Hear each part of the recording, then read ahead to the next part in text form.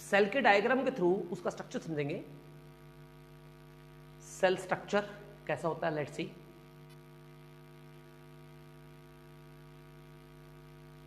मैं इसके डायग्राम के थ्रू इसको रिप्रेजेंट करूंगा यहाँ पे, फिर इसके पार्ट में यहाँ पे मेंशन करूंगा।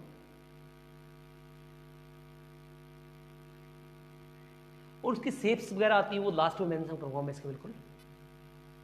एक सेल का डायग्राम होता है, इसके सेंटर में मोस्ट ऑफ द सेल के अंदर क्या होता है, सेंटर में आपको न्यूक्लियस दिखाई देता है।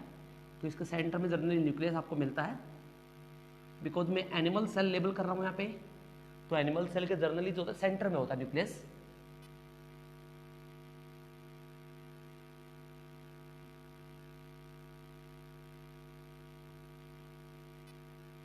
अब इसमें देखोगे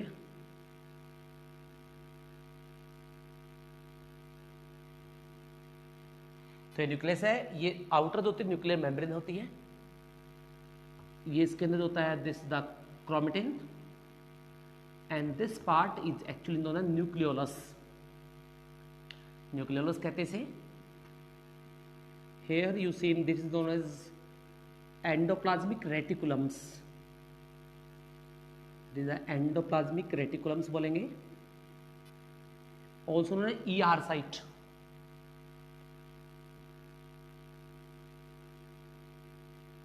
और इन ER के साथ में आपको कनेक्टेड मिलेगा दैट्स अ गोल्जी बॉडी। ये गोल्जी बॉडी होती है, कनेक्टेड होती है इसके साथ में। एंड यहां पे बनता है ऑर्गेनाइजेशन, बनेगा यहाँ पे एक लिंक बनेगा यहाँ पे, और इसे कहते हैं GERL सिस्टम। क्या बोलते हैं इसको, GERL सिस्टम कहा जाता है।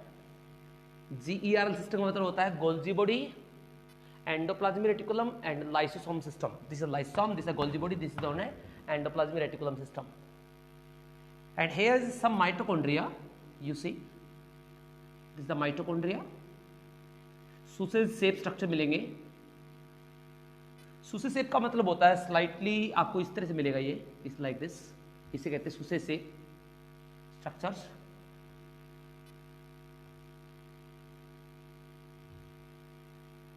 ये होते हैं। यहां पे आपको सेंट्रोली के कुछ पार्ट्स आपको दिखाई देंगे। This is centrioles parts 2 3 4 5 6 7 8 and 9। ये काउंटेबल होंगे क्योंकि 9 स्पाइक्स होते हैं इसके राउंड में। ये 9 स्पाइक्स मिलेंगे। ये होती है माइक्रोट्यूब्यूल प्रोटीन के ट्रिपलेट होती है माइक्रो। इसके बारे में स्ट्रक्चर बारे में डिटेल से डिस्कस करेंगे हम आगे, जब हम आगे पढ़ेंगे सेंट्रोली के बारे में, तो उसके बारे में डिटेल से आएगा कि ये क्या होते हैं। ये ट्रिपलेट फॉर्म होती है माइक्रोट्यूब्यूल प्रोटीन की। फिर यहाँ पे आपको इस तरह के लाइसोसोम भी आपको दिखाई देते हैं, लाइसोसोम्स होते हैं। और सम टाइम में भी इसके अंदर आपको वैक्यूल भी दिखाई देती है। सम टाइम में भी इस तरह स्ट्रक्चर आपको दिखाई देती है, बट वैक्यूल होती है वो जनरली या तो एब्सेंट होती है या बहुत छोटी होती है एनिमल सेल में। And here are some droplets. This droplet is fat droplets होंगे एक्चुअली ये। This also known as basal bodies. क्या बोलते हैं इनको, बेसल बॉडीज कहा जाता है। And here you see this the lysosome. Here यहाँ पे रिप्रेजेंट कर देता हूँ। ये स्ट्रक्चर क्या होता है, ये स्ट्रक्चर होते हैं लाइसोम के। So this is the animal cell. अब इसके पार्ट लेबल करते हैं। So that is about the mitochondrion. ये माइटोकॉन्ड्रियन पार्ट होता है। माइटोकॉन्ड्रिया जो होता है प्लूरल फॉर्म होती है, माइटोकॉन्ड्रिया होता है सिंगुलर फॉर्म होती है। तो मैंने सिंगुलर को रिप्रेजेंट किया तो माइटोकॉन्ड्रिया लिखूंगा मैं यहाँ पे। This part is actually known as centrioles. Centrioles जो एक सेल को शेप प्रोवाइड करता है, सेल के डिवीजन में हेल्प करती है। And this is known as lysosome, also known as suicide bag, right. This is known as basal bodies और फैट ड्रॉपलेट। ये इमरजेंसी फूड होता है। And this is the vacuole. Vacuole short vacuole होगी या absent होगी generally, and this site is known as Golgi apparatus. Golgi apparatus ये part होता है, और इसका जो स्वेल्विंग एंड होता है, आप देख रहे हो स्वेल्विंग एंड, इस पार्ट स्वेल्विंग एंड को बोलते हैं गोल्जी वैक्यूल। ये इसके साइड में आप देख रहे हो, ये भी गोल्जी वैक्यूल्स होती हैं, तो मैं इसके साथ में यहाँ पे मेंशन कर देता हूँ, जैसे गोल्जी वैक्यूल या गोल्जी वेसिकल भी बोल सकते हैं इसको, वेसिकल, राइट। एंड यहाँ पे आपको मिलेंगे, this is known as ribosomes, ये राइबोसोम्स मिलेंगे, क्योंकि राइबोसोम्स एक ऐसी साइट होती है जो मेम्ब्रेन लेस ऑर्गेनल्स होती हैं, इसके ऊपर इसकी कोई मेम्ब्रेन नहीं होती। राइबोसोम्स होते हैं एटीएस होते हैं, बट ये मेम्ब्रेन लेस होते हैं, इनके ऊपर कोई मेम्ब्रेन आपको जरूर देखने को नहीं मिलेगी, बट ये एंडोप्लाज्मिक रेटिकुलम की मेम्ब्रेन के द्वारा कवर्ड होते हैं, क्योंकि एंडोप्लाज्मिक रेटिकुलम के ऊपर 2 मेम्ब्रेन होती है, और ये जो अपर मेम्ब्रेन होती है उसके द्वारा कवर्ड होंगे। तो ये होता है ईआर, ईआर के ऊपर आप ये देख रहे हो, this is known as ribosome, eighty S, eighty S S mean Svedberg, ये बायोलॉजिस्ट था, इसने सेडवर्ग यूनिट दी थी, कोएफिशिएंट निकाला था राइबोसोम का, अमाउंट निकाली थी, इसके बारे में आगे डिस्कस करेंगे। एंड जो लोअर साइट होती है, this lower site is known as SER, SER mean smooth endoplasmic reticulum, जिस साइड पे कोई राइबोसोम आपको देखने को नहीं मिलेंगे, और जिस साइड पे आपको राइबोसोम देखने को मिलेंगे उसे कहते हैं ईआर, आरईआर सॉरी, इस mean rough endoplasmic reticulum, smooth endoplasmic reticulum जिसके ऊपर कोई राइबोसोम नहीं होंगे, और रफ एंडोप्लाज्मिक रेटिकुलम जिसके ऊपर राइबोसोम प्रेजेंट होंगे। तो दोनों यूनिट किसकी होती है, दिस दोनों एंडोप्लाज्मिक रेटिकुलम की, एंडोप्लाज्मिक रेटिकुलम। एंडोप्लाज्मिक रेटिकुलम को अलग अलग नेम से जाना जाता है, सेल मसल्स में इसको सार्कोप्लाज्मिक रेटिकुलम कहते हैं, और लीवर के अंदर इसको जनरली हेपेटिक रेटिकुलम कहा जाता है, या लीवर के नाम से। And this is known as, this is nucleus, and this part this known as nuclear membrane. Nuclear membrane की 2 फॉर्म होती है, न्यूक्लियर मेम्ब्रेन के 2 कंपार्टमेंट होंगे, एक आउटर न्यूक्लियर मेम्ब्रेन होती है, एक इनर होती है। तो इसकी 2 न्यूक्लियर मेम्ब्रेन होगी, एक आउटर एक इनर, 2 लेयर होंगी। तो मैं सब कंबाइन लिख रहा हूँ, न्यूक्लियर मेम्ब्रेन, न्यूक्लियर मेम्ब्रेन। अब इसके जो बीच में आपको गैप दिखाई दे रहा है, this gap is known as nuclear पोर।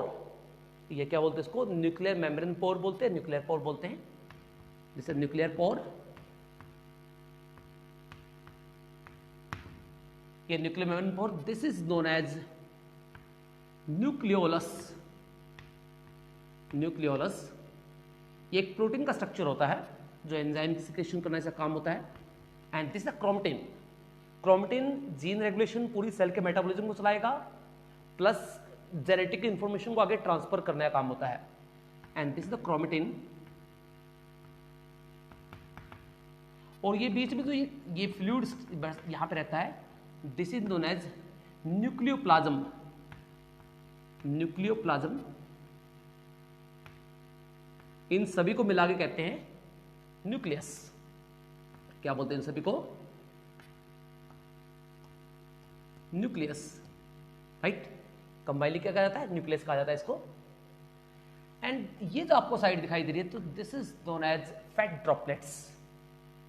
क्या होती है, फैट ड्रॉपलेट्स होती हैं, बेसल बॉडीज होती हैं। और जो इसके अंदर आपको ये कंटेंट दिखाई देगा, इसके अंदर जो आपको कंटेंट आपको दिखाई दे दिस कंटेंट्स, ये जो इसके अंदर ये फ्री स्पेस दिखाई दे रहा है, this free space is known as cytoplasm.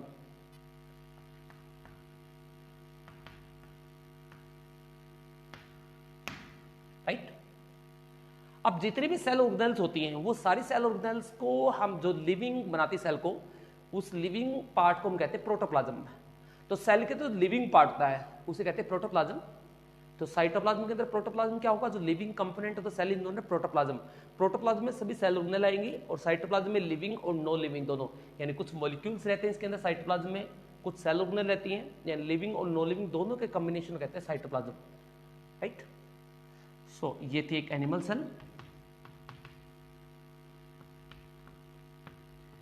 Cell, और इसके आउटर जो पार्ट होता है, this outer part is known as plasma या सेल मेम्ब्रेन,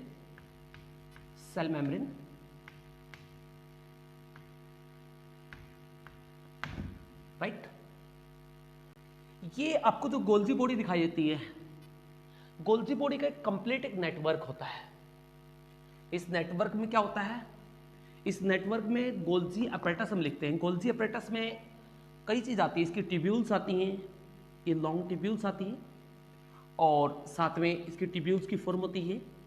और ये ट्यूब्यूल्स का जो फॉर्म आपको दिखाई दे रही है नीचे, ये ट्यूब्यूल्स फॉर्म क्या करती है, बाहर जो प्रोटीन को रिलीज करवाने का काम होती है, जो भी न्यूट्रिशन होता है उसको सेल से बाहर जो ट्रांसफर करना है वो उसका काम करेगी, इस सेल से बाहर ट्रांसपोर्ट का काम करेगी, इस थ्रू के थ्रू जाएगा। जो प्रोटीन होती है या फैट ड्रॉपलेट्स होती है, अदर फॉर्म क्या करेगी, इसके थ्रू सेल से बाहर मूव करेगी। और ये वेसिकल्स होती हैं, वैक्यूल्स होती है, कंप्लीट जो पार्ट होता है, इस कंप्लीट पार्ट को मिला के कहते हैं गोल्जी अपरेटस। क्या बोलते हैं इसको, गोल्जी अपरेटस कहा जाता है। ये होता है एंडोप्लाज्मिक रेटिकुलम। एंडोप्लाज्मिक रेटिकुलम जो होता है उससे बनती है गोल्जी बॉडी। गोल्जी बॉडी की फॉर्मेशन साइट कौन सी होती है, एंडोप्लाज्मिक रेटिकुलम। अगर एंडोप्लाज्मिक रेटिकुलम के जो ये लॉन्ग ट्यूब्यूल्स आपको दिखाई दे रही हैं, इन लॉन्ग ट्यूब्यूल से अगर राइबोसोम हट जाते हैं, डिजनरेट हो जाते हैं, तो हटने के बाद उससे क्या बन जाएगी, गोल्जी बॉडी बन जाएगी। और यहाँ पे एक चीज नोट करना, ये हमेशा ही इसके बिल्कुल अपोजिट साइड मिलेगी। अगर ये इनर साइड है तो ये बिल्कुल इसके अपोजिट साइड मिलेगी गोल्जी बॉडी।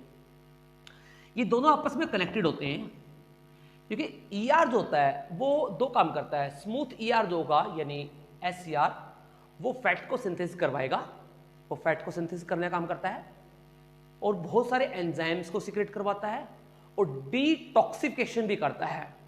आप देखोगे in the case of liver के अंदर आप देखते हैं कि वो क्या करता है, डिटॉक्सिफिकेशन। जो लीवर के अंदर बहुत सारे टैबलेट्स, हम कई बार ड्रग्स लेते हैं या टैबलेट्स लेते हैं, वो बॉडी के लिए काफी ज्यादा डेंजरस हो सकते हैं, उसको डिटॉक्सिफिकेशन करने का काम किसका होता है, वो होता है एसईआर का।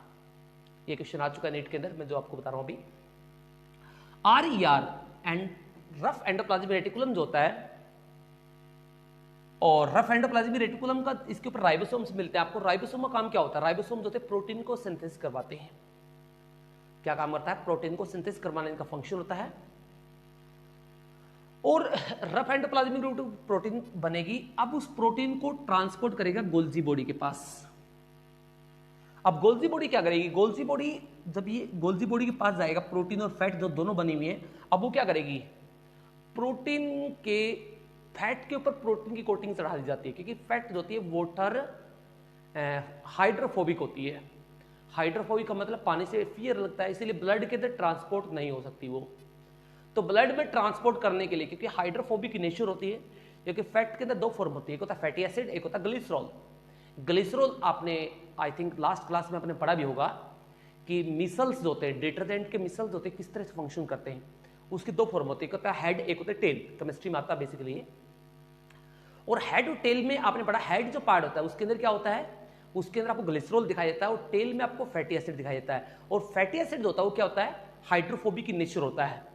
तो मीन पानी को क्या करेगा, रिपेल करेगा, इसकी वजह से ये ट्रांसपोर्ट नहीं हो पाएगा ब्लड में। इसलिए क्या करेंगे, मान लीजिए फैट है, इस फैट के ऊपर एक कोटिंग चढ़ा देंगे अराउंड में प्रोटीन की, और प्रोटीन को कोई प्रॉब्लम नहीं है वाटर से, तो इसी वजह से क्या करती है, ये फैट को प्रोटीन के अराउंड में कोटिंग लगा के, यानी फैट के अराउंड में क्या करेगी, प्रोटीन कोट लगा के बाहर भेज देगी, बाहर ट्रांसफर करने का काम होता है। तो इसका काम क्या होगा, ट्रांसपोर्ट करना हो गया। अब देखिए न्यूक्लियस, ये जो न्यूक्लियस रीजन होता है इसके अंदर आपको क्रोमेटिन मिलेगा। Chromatin as you know genetic material का काम करता है। इससे काम होता है जितने भी सेल की रेगुलेशन चलती है, जीन एक्सप्रेशन होती है, प्रोटीन फॉर्मेशन होती है, एंजाइम्स फॉर्मेशन होती है, आपकी बॉडी के जितने भी कैरेक्टरिस्टिक होते हैं, आई कलर होता है, हेयर कलर होता है, बॉडी की ग्रोथ होती है, ये जितने भी एक्टिविटी होती हैं, ये सारे जो होते हैं इसी क्रोमेटिन की वजह से होती है, क्योंकि जीन रेगुलेशन यहीं से होता है। ये काम क्या होता है, इसका सेल का मेटाबॉलिज्म कंट्रोल करना, प्लस जेनेटिक इंफॉर्मेशन को आगे जनरेशन के पास ट्रांसफर करना। ये न्यूक्लियस होता है। न्यूक्लियस का बेसिकली काम होता है, ये प्रोटीन एंजाइम्स फॉर्म करता है, और ये इसके अंदर बहुत सारी रिएक्शंस होती है, लाइक रेप्लिकेशंस, डीएनए से डीएनए बनना, ट्रांसक्रिप्शन, इस प्रोसेस के लिए एंजाइम को प्रोवाइड करवाएगा। न्यूक्लियर मेम्ब्रेन जो होती है, इसके अराउंड मेम्ब्रेन होती है न्यूक्लियर मेम्ब्रेन। ये न्यूक्लियर मेम्ब्रेन की प्रॉपर्टी लगभग प्लाज्मा मेम्ब्रेन जैसी ही होती है, और इसके अंदर जो पोर होते हैं, ये पोर करीबन 100 to 1000 से क्रॉस मिल सकते हैं, 100 to 1000 से ज्यादा क्रॉस मिल सकते हैं। ये पोर्स होते हैं, इन पोर के थ्रू बड़े मॉलिक्यूल्स पास होंगे, छोटे मॉलिक्यूल्स होते हैं प्लाज्मा न्यूक्लियर मेम्ब्रेन के थ्रू जाएंगे अक्रॉस। बाहर वाली जो मेम्ब्रेन होती है न्यूक्लियर मेम्ब्रेन, आउटर जो न्यूक्लियर मेम्ब्रेन होती है वो परमिएबल होती है, उसके अंदर कोई भी मॉलिक्यूल होता है इजीली पास हो जाएगा। बट अंदर वाली जो होती है वो सिलेक्टिवली परमिएबल होती है, यानी सिलेक्टेड मॉलिक्यूल ही क्रॉस कर पाएंगे इनर न्यूक्लियर मेम्ब्रेन को। अब देखते हैं ये माइटोकॉन्ड्रिया होता है। Mitochondria as you know Benda के द्वारा टर्म दी गई थी माइटोकॉन्ड्रिया, और माइटोकॉन्ड्रिया को हम बोलते हैं power house of the cell, क्योंकि ये सेल के अंदर क्या होता है, ये सेल को एनर्जी प्रोवाइड करता है। इसे पावर हाउस इसलिए भी कहते हैं क्योंकि इसके अंदर खुद का मेटाबॉलिज्म होता है, और इसी वजह से कई बार एक वर्ड यूज होता है बायोजेनेसिस। बायोजेनेसिस का मतलब ही यहाँ पे होता है कि ये सेल जो होती है इनके पास ऑटोनोमी होती है। ऑटोनोमी का मतलब ये सेल पहले अपने आप को इंडिविजुअली सर्वाइव करवाती थी, पहले अपने आप में एक ऑर्गेनिज्म थे। पहले प्लाज्मिड, जिसमें क्लोरोप्लास्ट था, क्लोरोप्लास्ट प्लस माइटोकॉन्ड्रिया, दो ऐसी सेल ऑर्गेनेल थी जो अपने आप में एक ऑर्गेनिज्म थे, क्योंकि इन दोनों के पास खुद का डीएनए होता है। आपको इन दोनों के पास क्या मिलेगा, खुद का डीएनए मिलेगा। न्यूक्लियस के अलावा डीएनए माइटोकॉन्ड्रिया के पास और प्लांट सेल में क्लोरोप्लास्ट के पास भी होता है। तो इसे इन ऑर्गेनेल कहते हैं बायो ऑटोनोमस, यानी खुद को बनाने वाली सेल्स, क्योंकि इनके पास खुद का डीएनए है, तो खुद का मैकेनिज्म खुद चलाएंगे। और सेल क्या बोलते हैं, इसको पावर हाउस कहते हैं। ये तो लाइसोम को सुसाइडल बैग कहा जाता है, क्योंकि लाइसोम का काम होता है यहाँ पे डाइजेस्टिव एंजाइम की हेल्प से सेल के अंदर जो वेस्ट आता है उसको तोड़ना, फूड आता है उसको तोड़ना, इसको डाइजेस्ट करना, इसका काम होता है। क्योंकि इसके पास बहुत सारे हाइड्रोलाइटिक एंजाइम्स होते हैं, लाइक एमाइलेज, ट्रिप्सिन, इस तरह कुछ एंजाइम्स यहाँ पे प्रेजेंट होंगे जो क्या करेंगे, फूड को ब्रेक डाउन करने में हेल्पफुल होंगे। इसको सुसाइड बैग भी कहते हैं। ये होती है वैक्यूल। वैक्यूल जो इसका काम क्या होता है, जनरली वैक्यूल काफी शॉर्ट होती है, फिर बिल्कुल एब्सेंट होती है एनिमल सेल में। इसका काम होता है फूड को डाइजेस्ट करना, फूड को प्रोवाइड करवाना वैक्यूल्स लाइसोम को। प्लस इसका काम यहाँ पे होता है, ये वेस्ट को भी बाहर निकालती है। वेस्ट को क्या करना, बाहर एलिमिनेट करना इसका काम होगा। तो मीन बेसिकली आप बोल सकते हो ट्रांसपोर्ट करवाती है फूड का। फैट ड्रॉपलेट्स होती हैं वो रिजर्व फूड का काम करती हैं, इमरजेंसी में जो फूड प्रोवाइड होता है वो ये प्रोवाइड करती हैं। आप देखते हैं ये प्लाज्मा मेम्ब्रेन जो होगी ये फोस्फोलिपिड सी नेचर होती है। सभी प्लाज्मा मेम्ब्रेन सिमिलर होंगी फ्रॉम बैक्टीरिया टू एनिमल। एक ही चीज सिमिलर है फ्रॉम बैक्टीरिया टू एनिमल, वो है प्लाज्मा मेम्ब्रेन। और सभी सेल ऑर्गेनेल की भी सिमिलर है, चाहे माइटोकॉन्ड्रिया की ले लो, चाहे प्लाज्मा मेम्ब्रेन ले लो, चाहे न्यूक्लियर मेम्ब्रेन ले लो, या एंडोप्लाज्मिक रेटिकुलम की ले लो, सारी मेम्ब्रेन किसकी एक सिमिलर ही मिलेंगी। और ये क्वेश्चन भी यहाँ पे पुट हो चुका है कि फ्रॉम बैक्टीरिया टू मैमल्स यानी एनिमल के बीच में क्या चीज सिमिलर होती है सेल स्ट्रक्चर में, और वो चीज सिमिलर क्या होती है, दैट्स अ प्लाज्मा मेम्ब्रेन। इसका स्ट्रक्चर क्या होता है, फोस्फोलिपिड्स होता है।